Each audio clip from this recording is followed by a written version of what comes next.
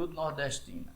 Fundou a Academia Paraibana de Cinema e é autor, entre tantos outros, de um livro essencial para o conhecimento da história do cinema paraibano, o Discurso Cinematográfico na Paraíba. Mas quem pode prender o Willis num único campo? Pesquisador atento, quase obsessivo, antenado, informado, extremamente organizado na sua aparente desorganização, Willis é autor de uma rica bibliografia que recobre os aspectos mais variados da história do Estado e de projetos que em meio século têm alterado o semblante da Paraíba. Inquieto, frenético, impulsivo, prolífero, inventivo, Willis impressiona pela sua capacidade de trabalho e pela sua eterna e incansável militância, que atira inovadoras e oportunas ideias para todos os lados, e mais que isso, na medida do possível, as concretiza com a garra e o entusiasmo de um visionário. Além de agitador e fomentador cultural, Willis também é uma personalidade admirável. Pessoense de coração e cosmopolita de vocação, é uma figura ímpar que transcende o provincianismo com sua atonalidade de solteirão por opção. Humano, amigo, honesto, correto, aberto, reconhecedor e incentivador generoso de novos valores, Willis também pode ser desconcertantemente franco, objetivo, direto e, quando necessário, um crítico impessoal e imparcial. Consta que o título provisório de um livro seu, ainda inédito, é Nunca Deletado. Ora, a expressão é o que dele deverá dizer a posteridade.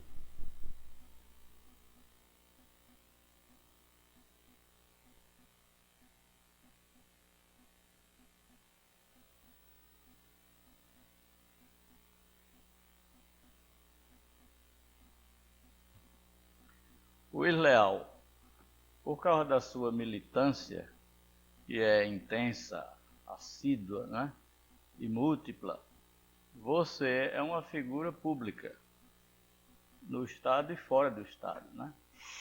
Mas eu queria começar a nossa conversa pelo lado privado, pessoal. Eu queria que você nos contasse sobre as suas origens, família, onde você nasceu, infância. Vamos ficar por aí, até a infância. Né? Certo. Bom, eu, em realidade, eu me considero híbrido. Sou cariri, DNA do Cariri, e brejeiro de nascimento, e com uma perna, aqui, cidade, mar, João Pessoa. Explico. O meu cabelo é um cabelo liso de índio caririzeiro. Minha mãe, meus avós, meus bisavós, paternos e maternos, tinham, está lá no histórico, direta relação com as tribos indígenas do Cariri. O povo do Cariri, Cariri, de São João do Cariri, de onde vieram os meus avós e meus pais, tem uma relação direta com esse espírito do índio Cariri. Mas papai e mamãe, ainda jovens, migraram, ainda no século XIX, para o Brejo, no caso, papai e mamãe, para a Lagoa Nova, onde eu nasci. Eu quero dizer que eu nasci no Brejo. Eu sou brejeiro. Os meus primeiros anos, até os 6, 7 anos, eu tive uma vivência nitidamente de brejo, de engenho, de sítio, de galinha capoeira, de pequena cidade, de banho de água fria, de comer rapadura. Aquilo que é típico do brejeiro, do sítio. Mas eu nunca perdi, nem nessa minha primeiríssima infância, as minhas relações com o Cariri. Não havia um ano que nós, papai, mamãe e nós, filhos, não fôssemos ao Cariri. Daí porque eu tenho uma memória visual, 5 anos, 6 anos de idade, do Cariri, da cerca do Cariri, da cerca fisicamente dos currais, do gado, do bode, do leite, da coalhada. Então eu tenho uma formação nessa linhagem dos dois universos. Posteriormente, eu já quase jovem, eu fui para João Pessoa. Então, eu diria que a minha formação, ela é nitidamente uma formação metropolitana, João Pessoa, com um subtrato bilateral, Cariri e ao Brejo de Alagoa Nova. Com que idade você veio para João Pessoa? Eu vim para João Pessoa, eu tinha 15 anos. Então você fez curso primário ainda? Eu fiz curso primário em Alagoa Nova, uma parte em Araruna, onde nós moramos 2 anos, e o primeiro e segundo ginasial em Campina Grande, mas morando em Alagoa Nova. Eu estudava em Campina, pertinho, Alagoa Nova praticamente é um bairro hoje, e 2 anos, aí vim para João Pessoa. Mas o que eu quero dizer é o seguinte, é que essa minha primeira infância de Alagoa Nova, do Cariri, ela não teve muito peso na minha formação intelectual, que eu acho que é isso que a gente vai chegar no final, porque eu nunca tive um fato artístico, intelectual muito forte nessas primeiras vidas em Alagoa Nova, ou a não ser a partir, já quando eu fui a Campina Grande, quando eu fui para o ginásio. Porque era uma cidade pequena, cidade que não tinha nem cinema, como também não tinha no Cariri, onde esses fatos culturais eram muito limitados, apesar de eu já ter uma formação razoável, porque meu pai tinha uma boa biblioteca. Qual foi o primeiro livro que você leu? O primeiro livro que eu li, quer dizer, houve em realidade, vamos chamar 2 livros. Fora dos didáticos. Fora o didático de ginásio. O primeiro livro que eu li mesmo foi o Neguinho do Pastoreio, na biblioteca. Mas o livro que eu li, o livro na biblioteca do meu pai, por incrível que pareça, foram Os Sertões do Euclides da Cunha. O livro foi grande, e eu como criança, li, difícil como era, mas me interessou muito, porque como eu tinha uma dualidade geográfica, Cariri e Brejo, e lá nos sertões a gente encontra essa diversificação geográfica, e me interessou. A partir daí, realmente, eu me interessei um pouco pela leitura. Mas, de fato, o que me envolveu mesmo na leitura, basicamente, foi a minha vida de João Pessoa. Porque aí eu me inseri no contexto do jornal, 15 anos dentro do jornal, era revisor com Gonzaga Rodrigues, com Pedro Leite, com outros personagens que depois ficaram famosos. E nós, a partir da leitura da revisão, a partir daí eu me envolvi com o ambiente intelectual, porque o Norte, à época, cujo dono era meu tio, e Ivan Bichara, tinha um suplemento literário. E eu fui escolhido para fazer a revisão. E me interessei muito pela leitura. Eu diria mesmo que quem me levou para a leitura foi a minha ação de revisor de jornal. Certo. Me diga uma coisa, você chegou em João Pessoa novo ainda, né? 15 anos. 15 anos. Qual foi o primeiro filme? Essa pergunta é importante. Para a história de Willy Leal. O primeiro filme que eu assisti, Sim. eu ainda deveria ter 12 ou 13 anos. Foi em Alagoa Nova. Sim. Na festa da padroeira, passava a Paixão de Cristo. E essa Paixão de Cristo numa tela atrás da catedral. E na mesma festa, no clube, foi exibido a primeira versão do King Kong. Eu diria mesmo, se a gente desconsidera a Paixão de Cristo, que é um filme muito público, muito divulgado, o primeiro filme foi o King Kong, o primitivo, que eu assisti lá no clube. Lá no clube Alagoa Nova, a versão primitiva de 36 do Paixão de Cristo. Agora, o primeiro filme cultural, o primeiro filme que eu fui ao cinema com uma preocupação culturalística, com uma pressão crítica, de ver uma obra de arte. O primeiro filme foi Los Enfants do Paradiso, Boulevard do Crime.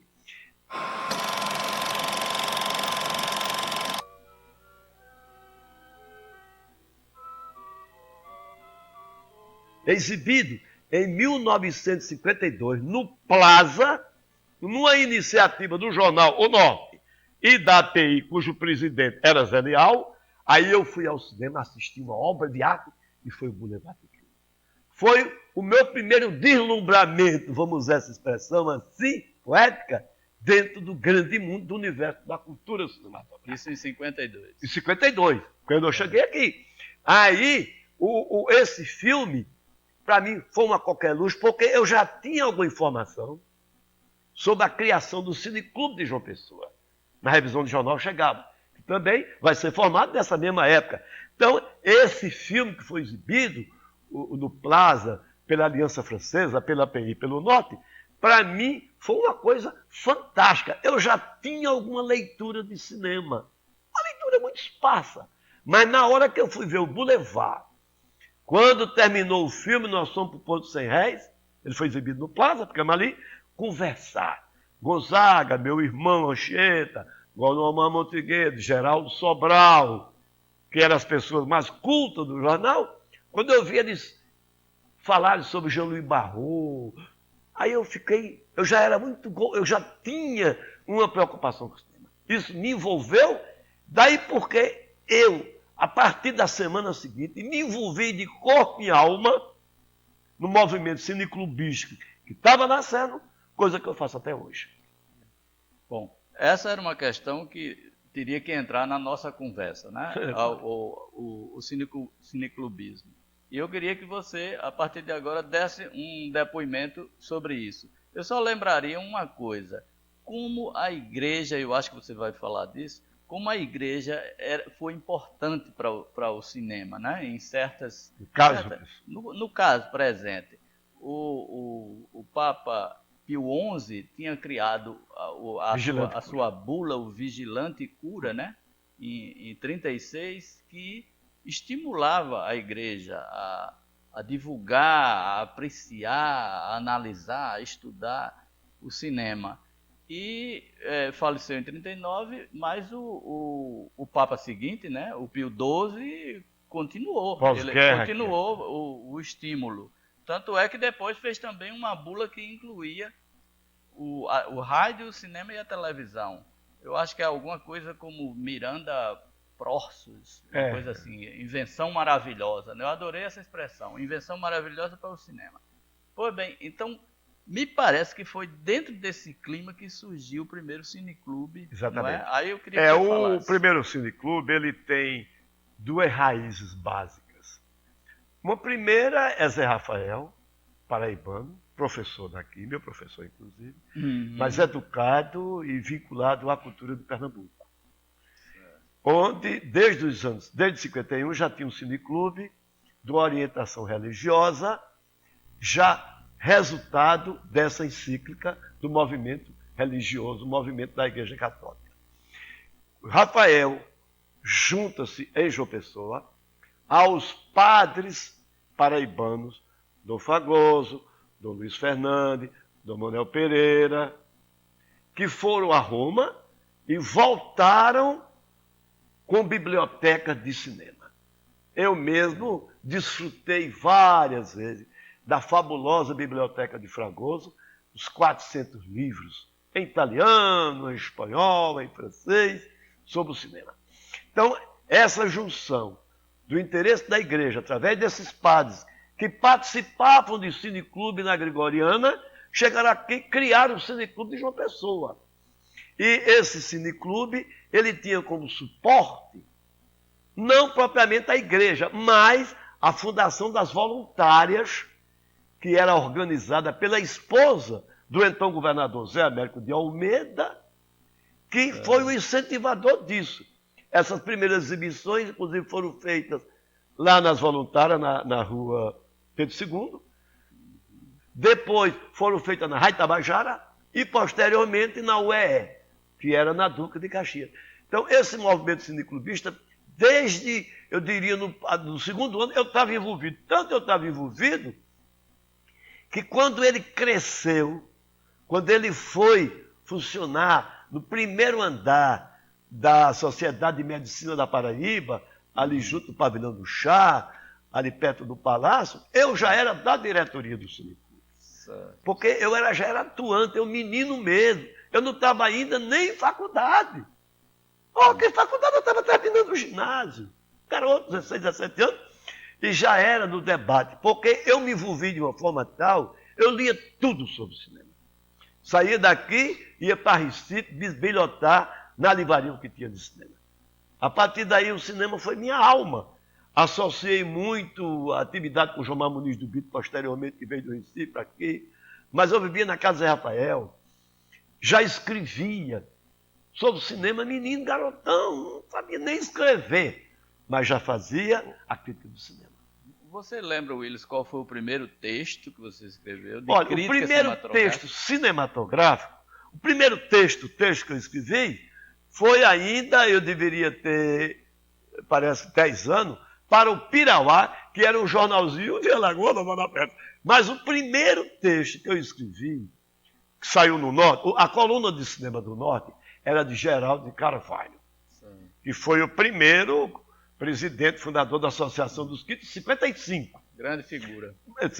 Mas em 53, de vez em quando, Geraldo Carvalho era um homem doente, e às vezes ele adoecia e não podia escrever. Eu substituí, como Gonzaga também substituiu algumas vezes nessa coluna. Eu tenho impressão, eu já fiquei até de dar uma busca no jornal, mas eu acho que o primeiro texto que eu escrevi, à época, assim, um texto maior, foi o filme Músicas e Lágrimas, sobre o Glenn Miller. Tem impressão. Ou então, eu ainda voquei de ver isso no jornal, porque infelizmente a coleção do jornal se perdeu. Ou então, um faroeste, na época, chamada Céu Amarelo. Me lembro. Pois é, eu tenho impressão que foi isso. O fato, mesmo que eu não tenha esse primeiro, a partir daí, eu jamais parei de escrever sobre cinema. Não foi o Boulevard do Crime? Não, eu não escrevi. Nessa época, no Boulevard do Crime, eu achei, mas eu não tinha qualificação para escrever sobre o Boulevard do Crime. Jamais. Isso aí, eu não tinha competência, muito menos para apreciar, quanto mais para escrever.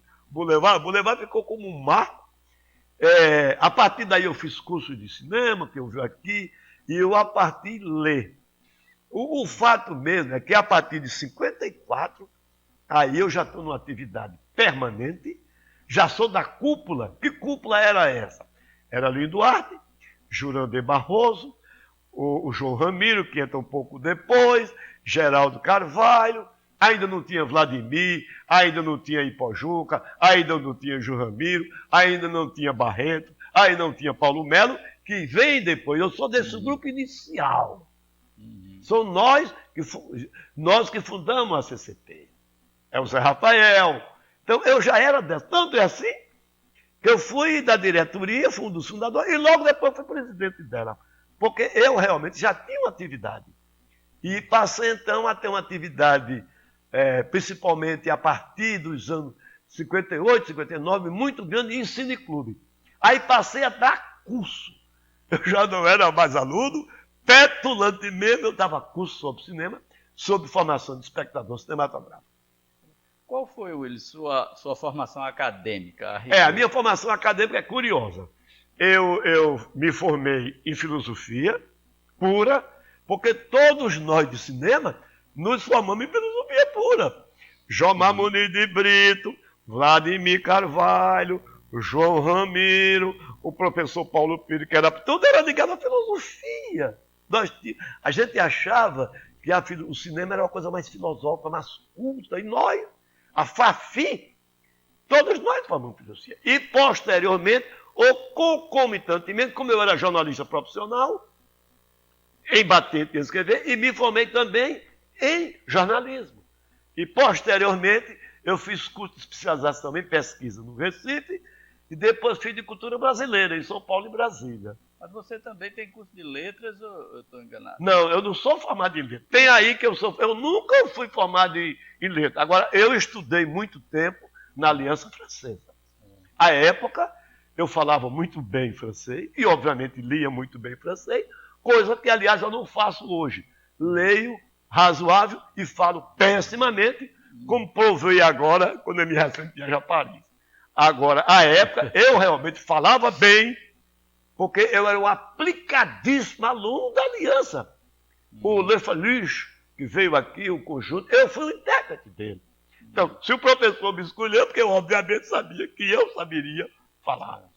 Ô Willis, a CCP era uma pergunta que eu ia fazer em especial. De quem foi a ideia inicial? Olha, a ideia inicial, o pai, Geraldo Carvalho.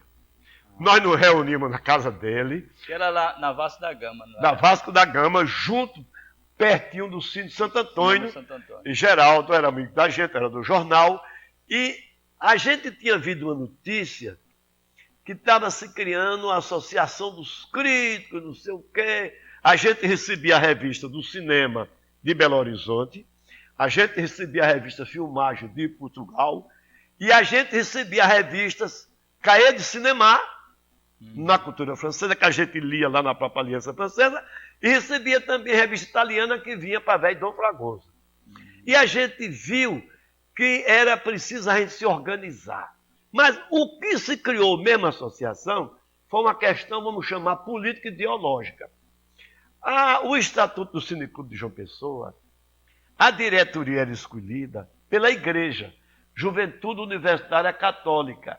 Era um cineclube excelente, o que tinha de melhor do cinema do mundo eu assisti lá, mas era um cinema dirigido católico. Era um cinema que nós tínhamos uma ideia escravizante. Não no sentido mais político, mas no sentido mais culturalístico.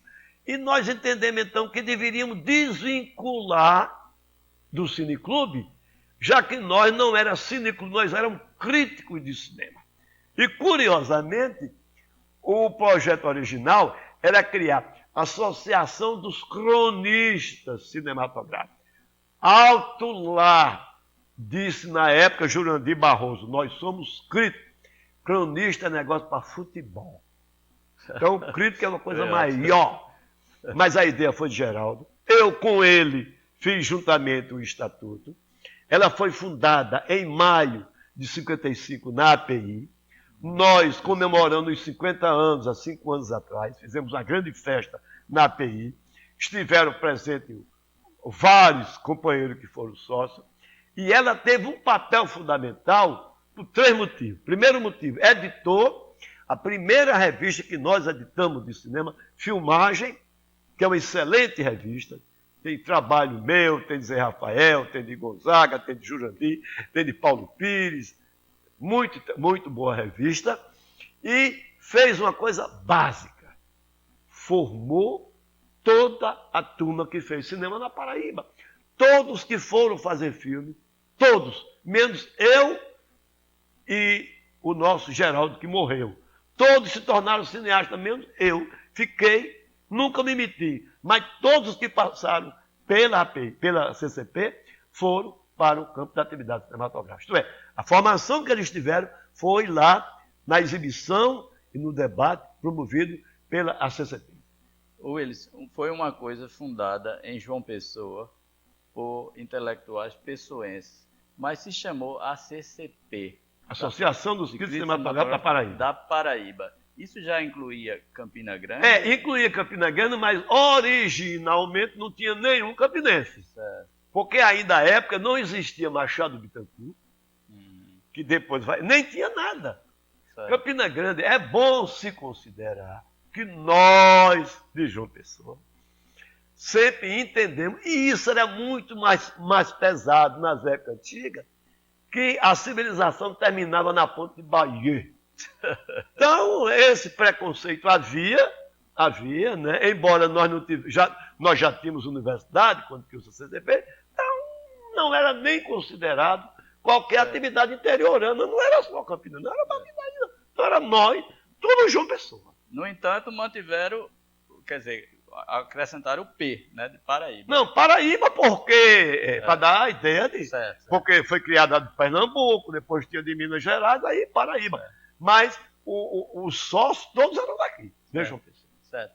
Willis, dentro dessas atividades da CCP, há uma que foi fundamental para a cinematografia e para a cinefilia paraibana, de uma maneira geral, inclusive para mim, né? Você estava falando dos frutos da CCP, eu sou um deles, né? Então, uma das atividades fundamentais foram aquelas sessões de cinema de arte, não é? Das quais eu lembro no Municipal, mas me consta que começou antes, né? Antes do Municipal. Começou em 60. Eu queria que você falasse. Não, começou disso. posterior, né? O cinema de arte foi uma coisa fundamental. A CCP fez 3 coisas importantes. A primeira foi a revista. A segunda, os painéis. Painéis. A gente fazia na API. Eu me lembro quando foi exibido aqui um filme fantástico, Deus e o Diabo na Terra do Sol. Nós fizemos um magnífico painel. Sempre foi painel. Painel 1 mais 2 da Batedor na API. Então, eu acho que o grande papel da CCP foi o painel e o cinema de arte. O cinema de arte foi fantástico. A partir dos anos 60, houve, com a televisão entrando fortemente, a televisão concorrendo com o cinema, e o cinema já caindo, o cinema já entrando na pré-decadência, cada vez mais o filme comercial ganhou espaço e o chamado filme cultural foi relegado a plano secundário. Então, o que é que a gente fez? A gente chegou, convenceu o exibidor de que havia na cidade um público ávido ao cinema bom. Havia um público que se interessava pelo bom cinema e que era preciso que a gente oferecesse esse filme para o público. Era o Luciano Vanderlei? Luciano Vanderlei, Múcio, que era uma pessoa culta, uma pessoa ligada a todos nós, Luciano também, mas Múcio no sentido mais cultural, convencemos o Luciano que era um excelente negócio, porque na época, você sabe, todo mundo sabe, o exibidor às vezes alugava um pacote de filmes, a distribuidora alugava 10 filmes, vinha 8 bons de bilheteria e 2 peças. Esses 2 peças, ele não queria mais nós. Interessava esses 2 peças, que para nós era excelente, porque era o filme que a gente queria assistir. E para ele também um ótimo negócio, porque ele tinha um público. O que é que a gente fazia? A gente fazia mídia, a gente fazia publicidade, a gente fazia divulgação. Normalmente foi muito na quinta-feira, sessões lotadas, e a gente promovia quase sempre, na Faculdade de Filosofia ou na API, o debate sobre o filme. E às vezes lá. Mas era fundamental, porque ele criou um hábito do bom cinema e permitiu que todos nós tomássemos conhecimento do bom cinema. Eu, pessoalmente, já conheço o bom cinema italiano, francês, europeu de modo geral, por causa do Cineclube. Mas o filme mais recente, dos anos 80, eu só tomei conhecimento, à época, através do cinema de arte. Hoje é muito bom, porque a gente tem a internet, a gente tem um DVD, tal, mas na época não tinha nada disso. E esse cinema de arte é que permitiu isso. Quando começou exatamente, Willis? Olha, houve dois cinemas de arte. Houve um inicial embrionário, ainda no Cine Brasil, Aranha foi quem tomou conta dele. Eu não me lembro se o Jurandir também. Ele começou exatamente em 60. Cinema de arte. No Brasil. Não, Brasil parece 59, já no Municipal. Eu, Pedro Santos, Paulo Melo, Aranha também e Jurandir. Nós realmente fomos, na época eu era presidente da academia, fui eu que fui dialogar com o Luciano. Porque eu era amigo de Luciano, sempre nos damos muito bem. Eu fui a pessoa do diálogo. Fui eu, conversei com o Múcio, conversei com o Luciano e fechou o martelo. E Martinho Moreira Franco também participava disso. E o que é que ocorria? A gente publicava todo domingo nos jornais, tinha o Conselho de Indicação da Crítica do Cinema. A gente publicava a cotação dos filmes da semana. E, obviamente, a gente destacava muito esse filme. E nós assumíamos o compromisso de, na quinta-feira, ser sobre o cinema. Eu, Linduarte, na época nós tínhamos colunas na União, na imprensa quando circulava, no jornal A Tribuna, no Correio da Paraíba e no Norte. Então, massivamente, a gente fazia uma grande divulgação. A gente fazia uns painéis, botava em frente do cinema, botava na Faculdade de Filosofia. Willis, dando só um pulinho um pouquinho para trás. eu não vou poder deixar de perguntar sobre a proximidade que você teve como amigo do Linduarte Noronha da realização de Aruanda. Eu queria que você falasse um pouquinho disso. Aruanda é esse clássico do cinema paraibano e brasileiro. A primeira experiência do Linduarte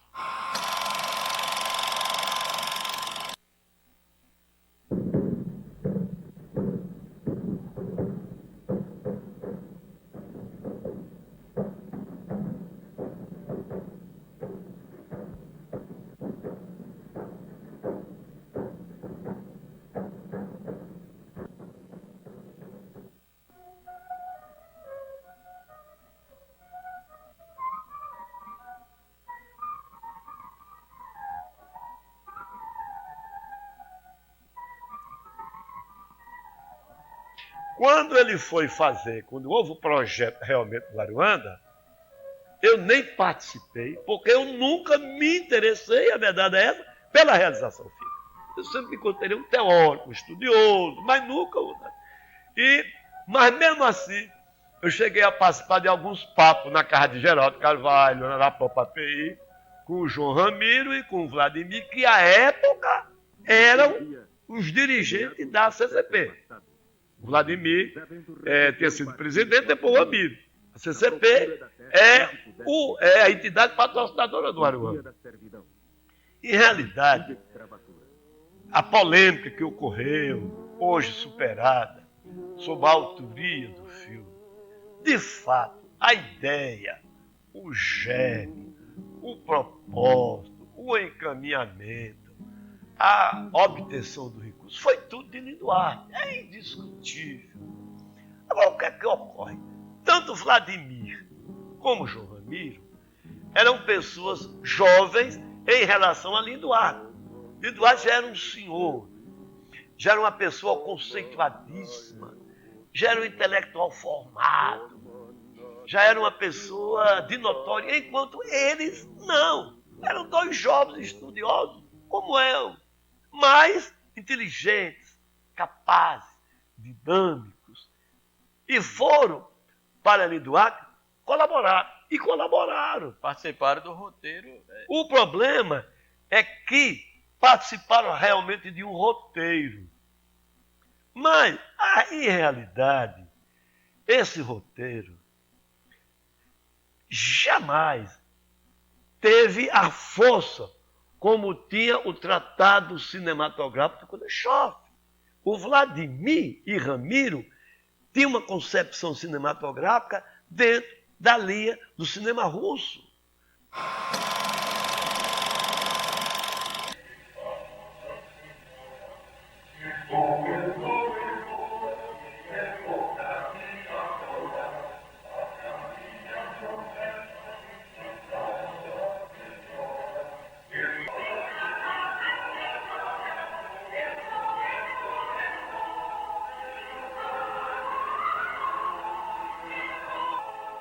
Os tratados do cinema do Einstein debaixo do braço. Chegava na Paí com um livrão, ângulo, plano. Quer dizer, tinha uma formação ortodoxa de um cinema de montagem, de um cinema planejado, de um cinema bem elaborado.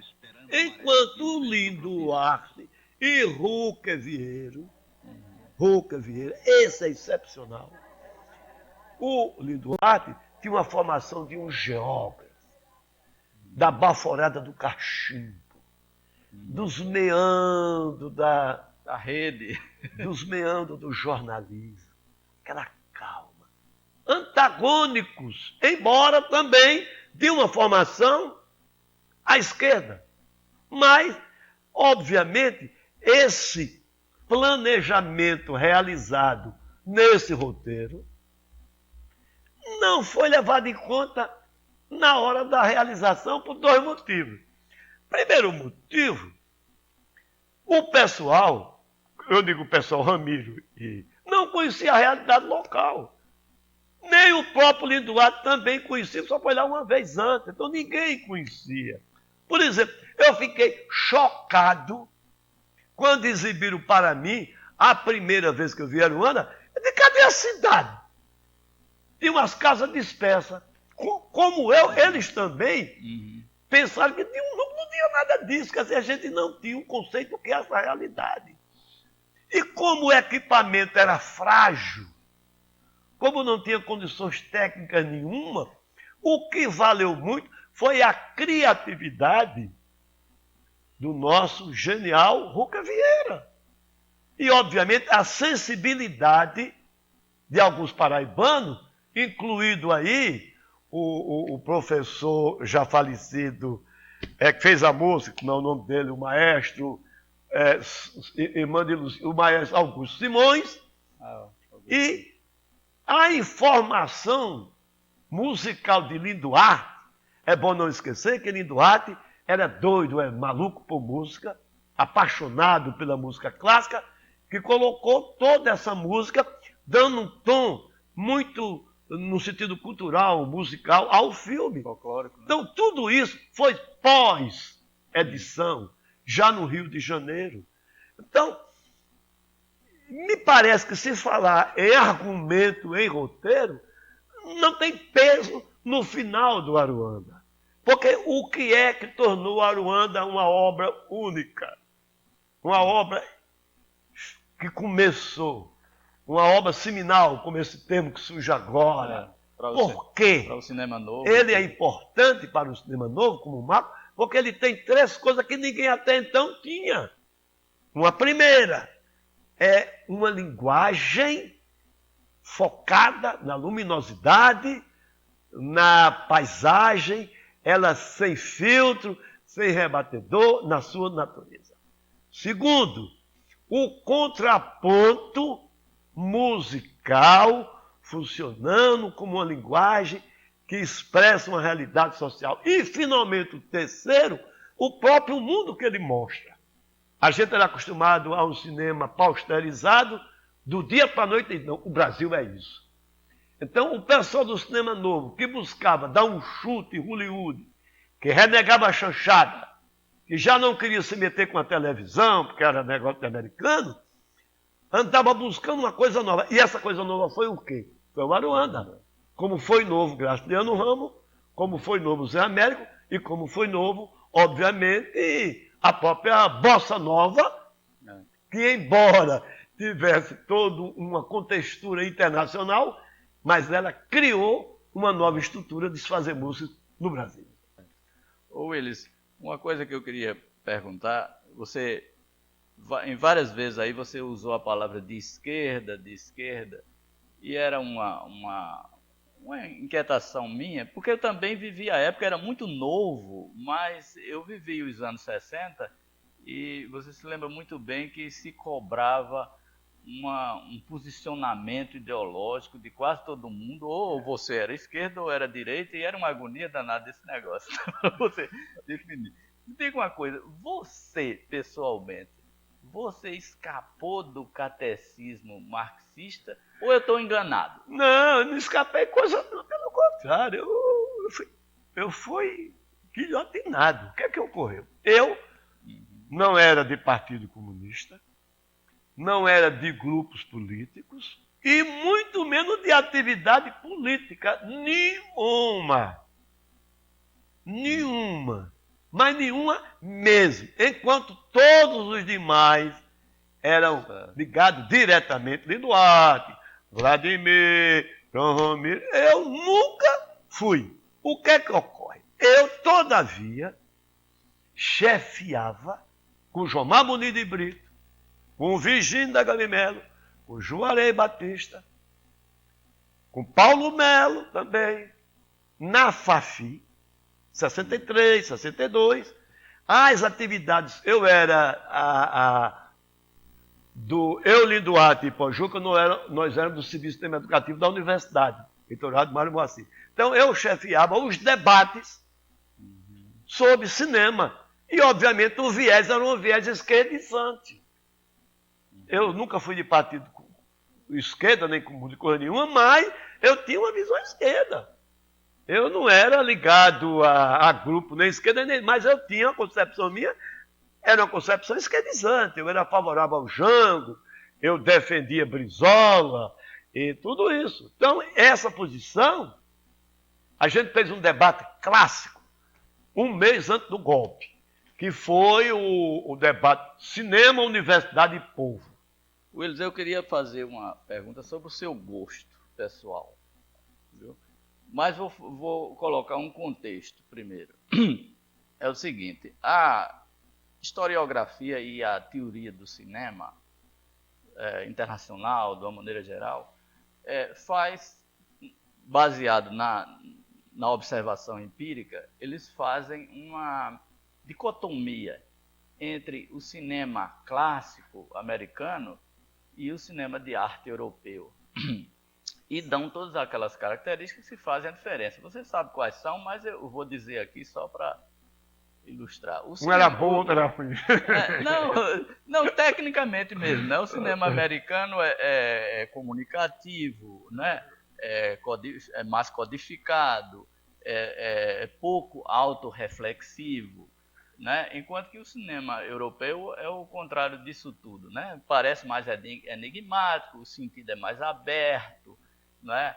E se mostra mais como cinema. Você está vendo um filme e é como se o filme estivesse dizendo, sou assim, é assim que eu sou feito, etc. Então você tem essa dicotomia que faz sentido, né?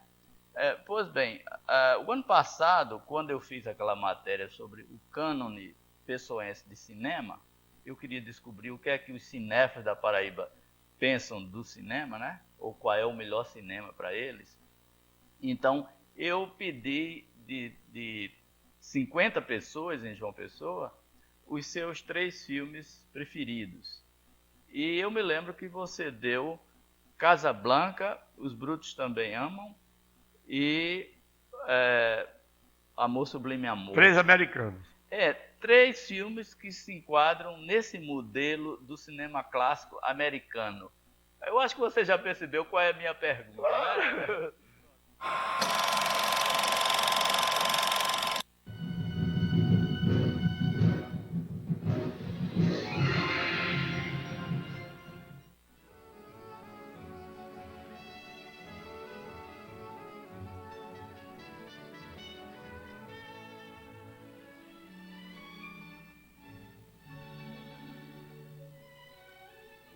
Frank, for your thoughts. Na hora do conceitual da pergunta, eu não sei porquê, eu entendi que seria o cinema como espetáculo, o cinema como massificação, o cinema como fato cinematográfico. Eu não tinha entendido o cinema na sua dimensão maior, o cinema como mensagem, o cinema como filosofia, o cinema como obra de arte. Porque se você examinar esses 3 filmes, Casablanca, West Side Story e Shane. Os Brutos Também e Amam. Os Brutos Também Amam, são indiscutivelmente obra-prima, cada um na sua categoria.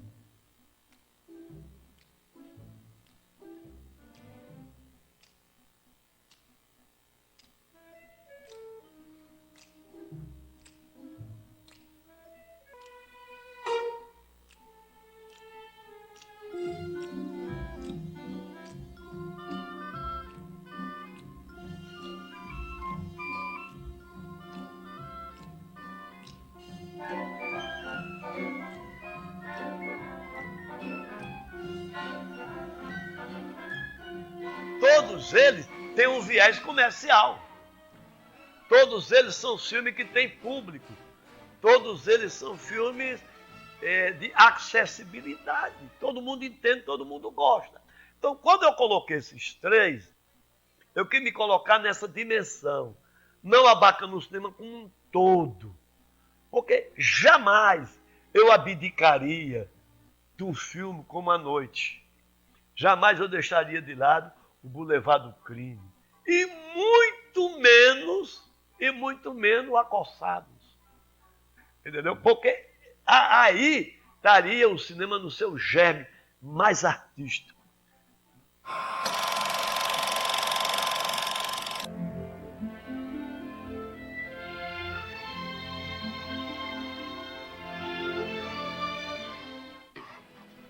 What difference does it make you leaving anyway? I'd like it to be my idea.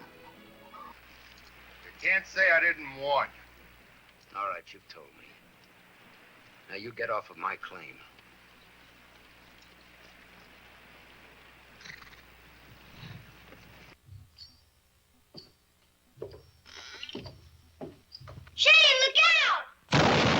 Pluralizante como formação, como ideologia, como linguagem.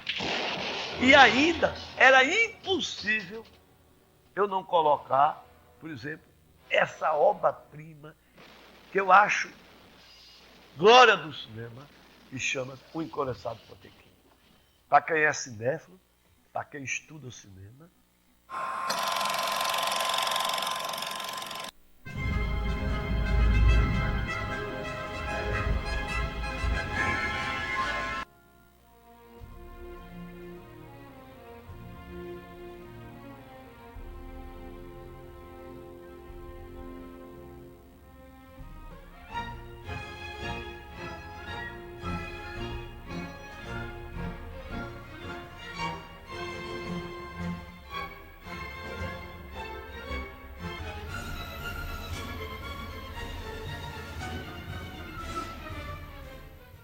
Para quem se debruçou em gramática do cinema, o cara Potemkin é indiscutível, o máximo como linguagem, como concepção e como obra de arte. Ô Willis, me diga uma coisa. Dos anos 50 para cá, a eletrônica começou a interferir no cinema de uma maneira, às vezes, espantosa, sobretudo nas últimas décadas, né? Esse século. A questão da cibernética e tal. O modo de produção hoje é diferente do cinema do passado, o modo de recepção é diferente. Como é que você se coloca dentro dessa coisa aí? Para você, qual é o cinema do futuro? Ou qual é o futuro do cinema? O que dá no Olha, há 15 anos, mais ou menos, ainda no século passado, eu num papo longo com Vladimir, e eu dizia o seguinte: o cinema de película está com os dias contados, já naquela época. Não, está com o dia contado, a tecnologia está chegando, a coisa está evoluindo de uma forma tal. E o que é que a gente constata hoje? Do ponto de vista de produção, é indiscutível que a produção, nós estamos fazendo agora essa gravação em digital. Economicamente é plausível. Uma produção digital, o custo cai logo 50%, 60% logo de entrada, porque não tem revelação, não tem tempo, não tem nada, tudo aquilo que a gente já sabe que é fundamental numa produção. Segundo, o valor do equipamento. Você com uma câmera de $20 mil, essa câmera custava $200 mil quando era o cinema de película. Então, o aspecto econômico é indiscutível. Segundo, do ponto de vista tecnológico, um filme como Avatar e esse filme de terceira dimensão, eles só são viáveis para uma aceitação de convencibilidade do público, porque tem um recurso do digital. O truque, claro que o cinema fez truque desde o começo. Méliès, nos primórdios do cinema, já fez truque. O cinema sempre viveu de truque. Mas, com uma clara evidência, com uma loja que eles estão apresentando, só é possível isso. O que é que eu vejo? Hoje em dia, no Japão, na Coreia, as grandes cadeias de cinema nos shoppings não são mais película. Os espectadores chegam no shopping uma hora antes, escolhe o filme, o cara clica, já vem pela internet para projetar o filme. Esse é o futuro. Então, a película, obviamente, não acabará como o Super 8. Está aí a maquininha. como não acabou a ópera, como não acabou a televisão. Por exemplo, a televisão hoje é um conjunto com computador, com celular, etc, etc, etc. Então, como é que eu vejo o cinema? Eu acho que a tecnologia é uma coisa fantástica. O cinema só tem a ganhar. Mas por que é que continua sendo cinema? Como é que eu entendo o cinema? Quando a gente fez o Estatuto da Academia Paraibana do Cinema, Mirabô parece que estava até presente nessa hora, ou foi Alex, eu não me lembro, eu digo, olha, o que é que a gente considera cinema? É a imagem em movimento. Então, tudo aquilo que tem imagem em movimento é cinema. Porque o que é que caracteriza o cinema? É a imagem em movimento. Então, na medida e na hora, quando houver um tipo de equipamento, um tipo de tecnologia que faça a imagem em movimento criar emoções, nós teremos o cinema. Nós temos no momento digital, mas daqui a séculos, década, nós vamos ter o cinema quinta dimensão, olfato, odor e tato. Aliás, coisa que já temos hoje. Willis, nós estivemos falando quase sempre de cinema, mas você não é só um homem de cinema. Você é um homem de turismo, de carnaval, de gastronomia, né?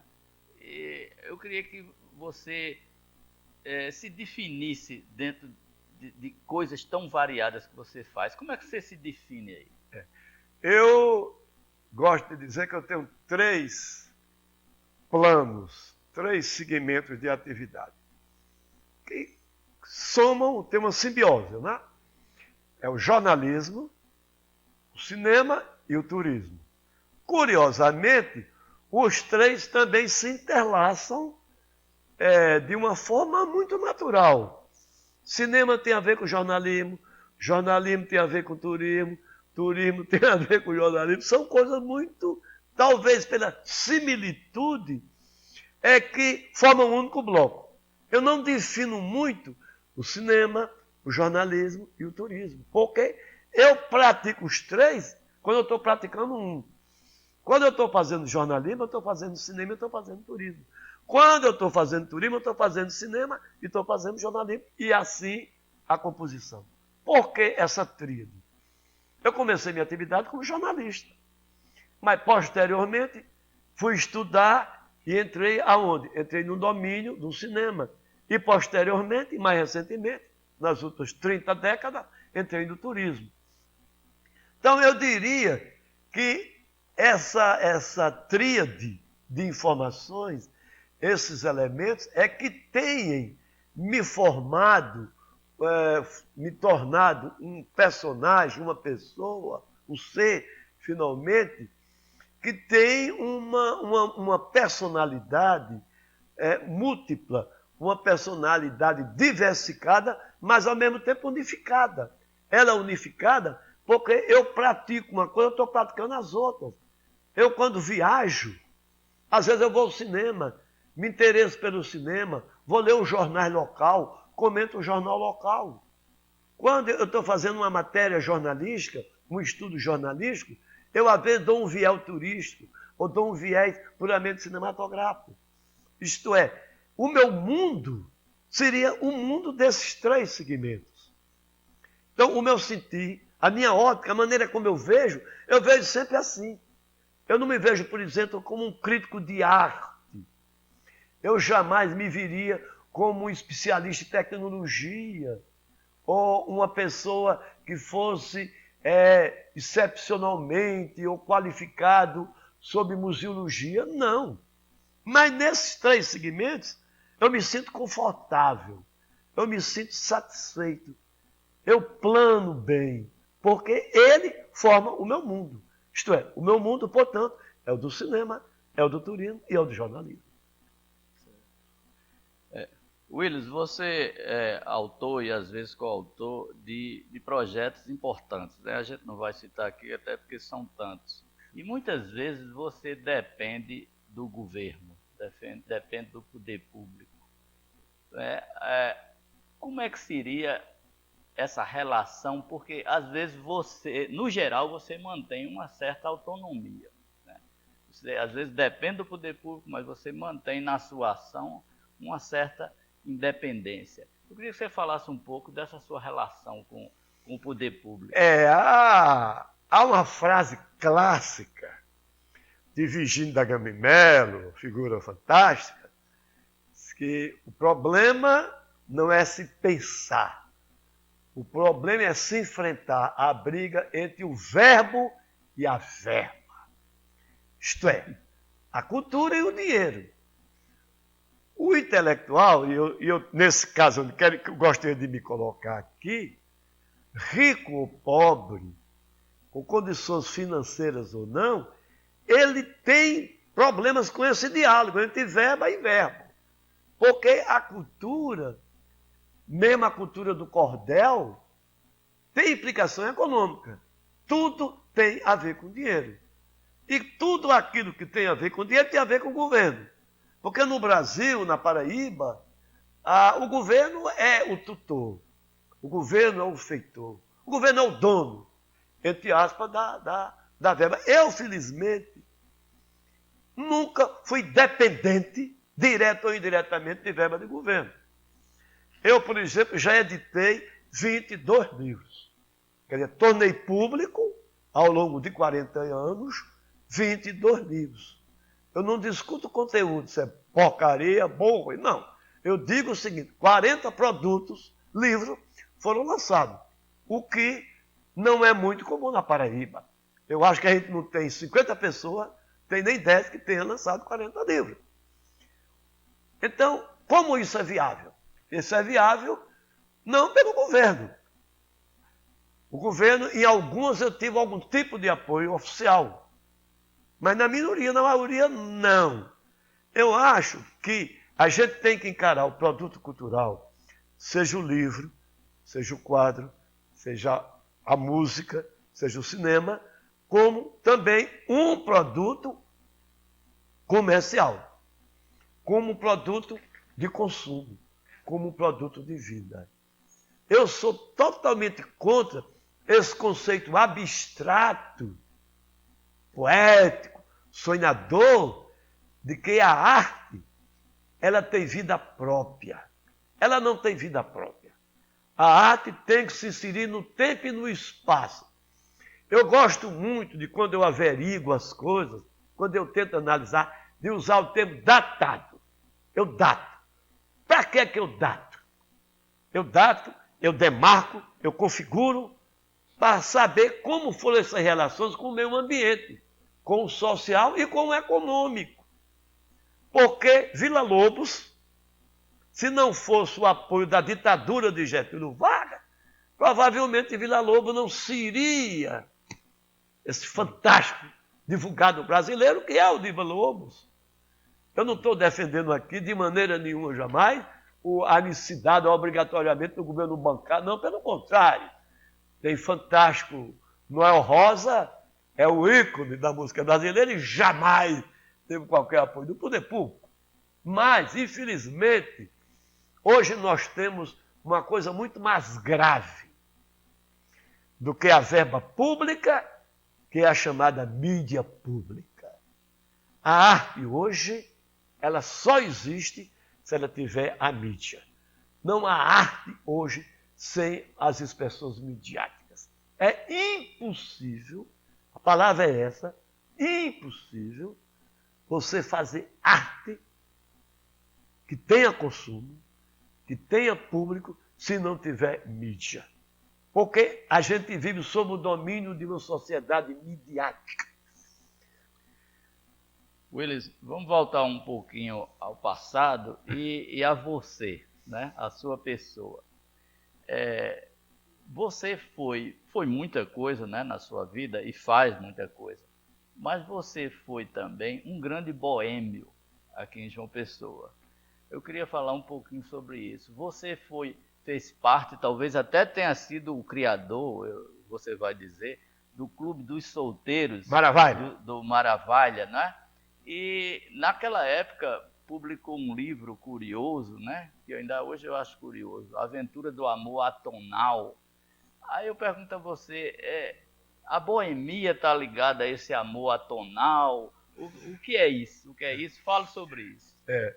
Eu lembrava há pouco que a minha atividade na faculdade de filosofia foi realmente muito dinâmica e que sou formado em filosofia. E os professores da faculdade de filosofia, na sua totalidade, eram católicos, apostólicos, romanos e, consequentemente, voltados à doutrina tomista, à filosofia católica. E eu e alguns poucos tinham uma linha, como eu já falei, esquerdizante, marxista. E, obviamente, a gente se opunha muito a isso, a essa religiosidade. Tanto é assim, eu já aprovado, no final de minha tese, eu escrevi o seguinte trabalho: da não existência de Deus. Obviamente foi um papapá, mas eu já estava aprovado, tiveram que calar e aprovar. Mas o que causou furor, e deu até mesmo uma CPI, envolvendo Jomar mais do que eu, foi um painel que nós fizemos sobre a aventura do amor tonal. O que danado é isso? Nesses painéis que a gente fazia, eu estudava muito o amor, porque eu sempre era solteiro, como sou solteiro, nunca me casei, sempre entendi o amor como uma coisa fantástica e precisava me exercitar intelectualmente para poder me abastecer a minha condição de solteiro. Como é se eu vou ser feliz solteiro se eu não tenho um conceitual positivo do amor? Aí comecei a estudar e inventei a famosa teoria A Aventura do Amor Tonal, que posteriormente fiz um livro, né? O que é isso? Eu parti do princípio, nos meus estudos filosóficos, principalmente no casamento, que o casamento era uma força contra o amor. Ao contrário do que você apregoava, e hoje muito menos, o amor não tem nada a ver com o casamento. Que o casamento é um pacto, é um acordo. Tanto é um acordo que tem até testemunha e tem ata. E o seito se compromete, e que era preciso ter um amor que não fosse amarrado a esse pacto. Que amor é esse? O amor atonal. Por que atonal? Eu parti do princípio musical. É a música sem tom. Então, essa música sem tom da Bossa Nova, nós estamos em plenamente expansão da Bossa Nova na época, aí veio um amor atonal. Esse amor atonal era um amor sem tom. O que é que a pessoa ama? Aí vem um aspecto filosófico da coisa. A pessoa ama o que nós amamos. O homem ama a mulher ama o homem. Esse amor dos dois é o que se ama. Na medida em que essa é energética, que há uma energia, na medida em que não há essa energia, o amor se acaba. Então o amor não é eterno, ele é eterno enquanto dura, como quer o poetinha, mas ele só existe na medida em que há dualidade, porque ele é atonalizante. Não é obrigado ele ser permanente, e ele só será permanente na medida em que esses fluidos coincidam e a pessoa se ama. E o Maravilha é uma consequência dessa concepção, cujo 40 anos nós comemoramos recentemente, 40 anos, e publiquei um livro, Eram Felizes e Sabiam. Por que é que nós sabíamos? Todos nós do Maravilha, e eu realmente fui, eu e mais dois, os fundadores, o Maravilha partiu do seguinte princípio: era preciso valorizar a solteirização. O homem solteiro também é um homem digno e é um homem honrado. A sociedade de 40 anos atrás, 50 atrás, o homem só era homem quando era casado, só tinha respeitabilidade se fosse casado. O solteiro era um estudante, era um pré-homem. Um homem, o cidadão tem que casar, ter mulher e filho e sogra, óbvio. Então nós partimos do princípio que para nós sermos felizes, bastava ele exercitar muito bem a solteirização. Ser solteiro é importante. E nós tínhamos Maravilha baseado no seguinte critério. Todo mundo do Maravilha eram pessoas já de responsabilidade. Ninguém tinha menos de 25 anos. Quer dizer, nós éramos pessoas de respeitabilidade do ponto de vista social, com relativo equilíbrio econômico. Nós tínhamos Maravalha como um espaço para exercitar essa capacidade de se amar, de se divertir livremente, sem a obrigatoriedade do ritualismo no casamento. Agora, curiosamente, a grande maioria dos sócios do clube casaram com moças que frequentavam o clube, dos quais 98% continuam ainda casados. Eu quero provar com isso que nós, que estávamos no Maravalha, os que casaram de uma forma responsável, porque o amor estava no fundamento. Senão, esses casamentos já teriam ido pelo beleléu. Esse é o fato real. Eu acho que era bom explicar para a posteridade o que é exatamente o Maravalha. Era um clube, um bar... O Maravalha era um clube social, chegamos a ter 59 sócios, só podiam ser sócios admitidos por unanimidade, teve um veto, não custa, só eram homens de mais de 25 anos, funcionava diariamente. Onde? E era o que tinha de mais avançado na época no Brasil. Onde funciona? O local, junto a 200 metros do Hotel Tambaú, ali em frente à praia. Perto do Hotel Tambaú, o terreno está lá hoje. E o que é que tinha de novidade no Maravalha? A gente montou um clube moderno, com luz negra, foi a primeira luz negra da região, enquanto Jetem era proibido em todo o território nacional, a gente executava toda noite por dois motivos. Primeiro motivo, porque a gente tinha um major do Exército sócio e um delegado da Polícia Federal como sócio. Logo, ninguém tinha um topete. É bom saber que a gente está nos anos 70 de invadir lá. E o governador frequentava. Segundo, a madrinha do clube, a gente convidou a moça mais famosa, mais brilhante, mais conceituada, que era Simone Pinheiro, para ser a madrinha do clube. Deu status. As famílias frequentavam o clube porque sabia que era um ambiente de direito, um ambiente de responsabilidade.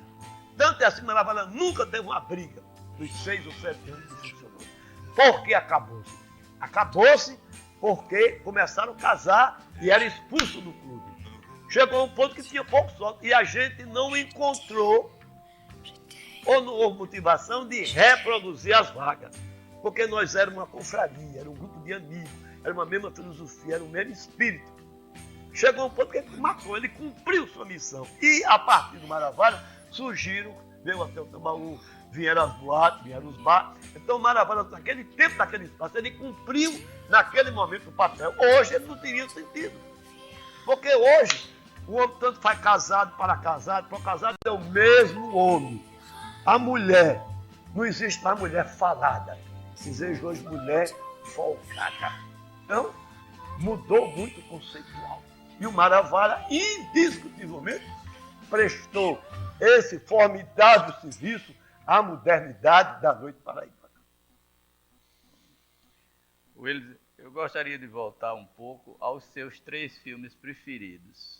Os que você citou na minha relação que fez o cânone pessoense de cinema. Eu estava pensando, quando você estava falando aí, na coisa a defesa da condição de solteiro, né?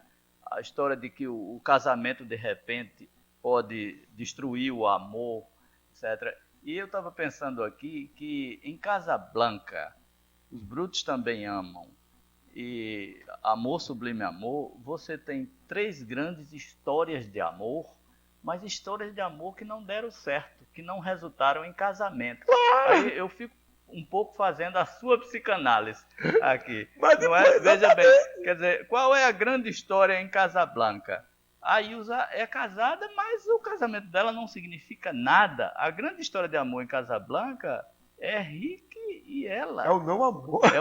É o que não deu certo, é o que não foi para frente. Não é? Em Os Brutos Também Amam, da mesma forma. Perfeito. A grande história de amor é entre o Shane com a mulher. Com a mulher do rancheiro, que não se consuma. E em Amor Sublime Amor nem se fala, porque os dois, é o óbvio. Os dois morrem. É a frustração. Né? A frustração. Quer dizer, me parece que esse grande amor que não tem um final, ele é mais talvez, veja bem, importante. quando talvez, quer dizer, talvez até subrepticiamente, lá para dentro eu tenha colocado os três, exatamente porque ele coincide com essa minha teoria do amor.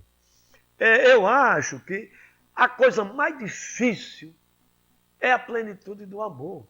Eu brincava muito com o Juarez Batista. Juarez, você é o cara mais bem casado que eu conheço no mundo, porque eu só vejo você com sua mulher, isso é uma raridade. Ele ria muito. Porque é muito difícil segurar um amor plenamente, a gente sabe disso. E esses três filhos mostram exatamente isso. Ninguém pode culpar aquela moça, aquela mulher, aquela senhora, dos brutos também ama. É impossível se culpar. Para o pecado que ela fez, nenhum. A mesma coisa serve também para o West Side Story. Quer dizer, o amor é uma coisa que está acima da realidade humana. Mas, infelizmente, há uma regra social, há uma regra jurídica e há uma regra profundamente religiosa que determina você é obrigado a ficar com essa mulher a vida toda. E aí, meu amor, como é que fica? Aí vem a velha interrogação. E o amor tem a ver com a felicidade? Porque o que é que a gente busca? Eu, quando estudei filosofia, o meu professor de ética dizia o seguinte: vocês entendam o seguinte, todos nós só miramos uma coisa, ser feliz. Mas, para mim, felicidade é um mito. Felicidade é muito difícil. O que é ser feliz? Dizia o velho Bernanos, grande filósofo francês, que eu só sei que sou feliz quando eu sinto felicidade permanentemente. Então, essa questão do amor, como a questão da arte, como a questão da criação, é uma coisa que eu acho vai ultrapassar o tempo e a gente não chega a canto nenhum. Aliás, eu sou de um conceito que tempo e espaço são a mesma coisa. Eu, quando assisti Hiroshima, meu amor, para mim foi a grande lição de tempo e de espaço no cinema. Eu me debrucei em cima disso, para dentro, e a partir daí, quando eu li alguns escritores que tratam desse assunto, tempo e de espaço, eu cheguei à seguinte conclusão: tempo e espaço formam a mesma coisa. E hoje em dia, com a cibernética, não existe nem tempo nem espaço. Essa reunião aqui pode, nesse momento, ser transformada para a Grécia e os caras estarem conversando com a gente. E quando eu vejo a televisão, ver o cara conversando comigo. Cadê o tempo e cadê o espaço? Ou seja, hoje tudo é ficção, tudo é virtual. Willis, a sua última grande empreitada, se eu não me engano, pode ter havido outra no lugar, foi a fundação da Academia Paraibana de Cinema, certo? Se você quiser falar sobre isso, tudo bem. Mas a minha pergunta era o seguinte: depois dela, quais são os seus projetos para o futuro? Olha, eu tenho projeto, eu tenho Deus.